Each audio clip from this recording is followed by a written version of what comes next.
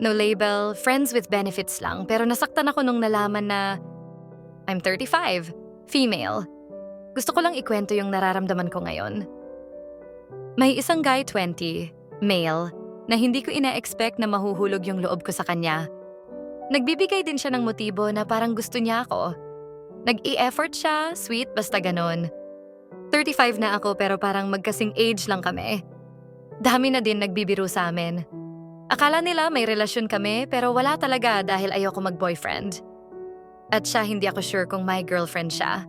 Almost 5 months na kaming sobrang close at 3 times na may nangyari sa amin. Last nitong March 2, araw-araw magka-chat, naglalaro ng online games. Pero nitong linggo lang, parang bihira na siya magparamdam kaya hindi na din ako nagpaparamdam. Tapos ngayon bigla siya nag-chat pasensya na daw kung hindi siya nakaka-chat at nakakapaglaro. Kasi busy daw siya. Sa akin naman okay lang.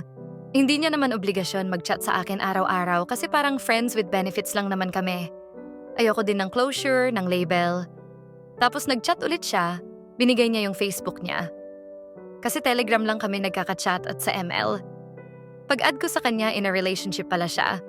Sa 5 months na yon, now ko lang nalaman. Normal lang ba na masaktan ako ngayon? Nasaktan kasi ako at parang ayoko na din siya kausap eh. Biglang gusto ko na mag-abroad para makalimot agad. Nag-chat siya na may girlfriend na nga daw siya. Kailan lang daw yon? Humingi ng pasensya. Hay, hindi ko malaman nararamdaman ko ngayon.